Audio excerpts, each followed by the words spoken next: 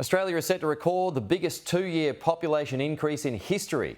An extra 650,000 people will call Australia home, not just this financial year, but next financial year as well, spurred by an uptick in international students, foreign workers and tourists as well. Joining us live now, the former Deputy Secretary of the Department of Immigration, Abul Rizvi. Abul, good to see you again. 650,000 folks, that's a lot of people.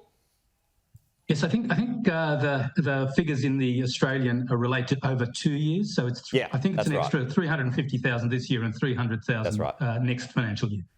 So what do you make of that? What do you make? Is it too much? Is it not enough? Is it about right? Well, one thing is the actual size, but I think the more concerning aspect is, firstly, the increase was unplanned.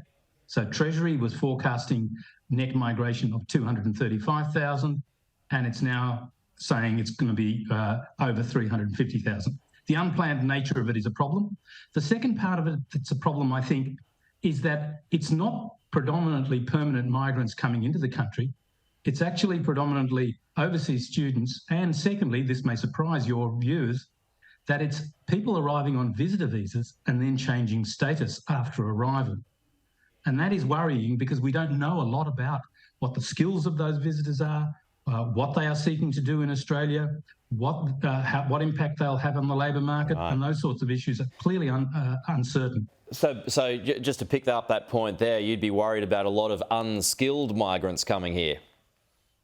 Well, we just don't know what their skills are. That's the problem. Okay. If you have a large portion of your net migration driven by people arriving on visitor visas, you're really not in control of what you're doing. A lot of people are going to have concerns about housing here, Abul. I mean, is this going to lead to increased housing prices and increased rents? Well, it will certainly put pressure on the housing market. But once again, the nature of that impact will change because of the composition of the intake.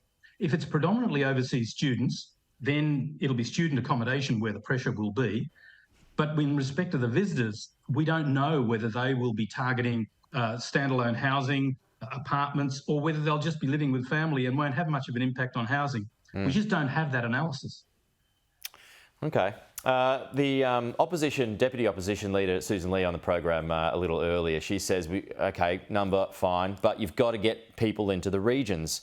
But then Mark Burris on the program also this hour, he says, well, actually, there's not enough housing in the regions as well. So that's going to be a tough problem to deal with. So, I mean, is it just going to be the same problems, whether it's in the regions or whether it's in the cities? I think what it goes to is the question of planning. Australia has had a good history with immigration because generally we've planned it well. And I think whenever we fall into periods where we don't plan it well, that's where the problems arise. As I said, I don't have a problem with the number, as does Susan Lee. But if we had planned it better, I think we would have probably got a better outcome. Okay, Abul, good to get your thoughts. Thanks so much for joining us here this morning.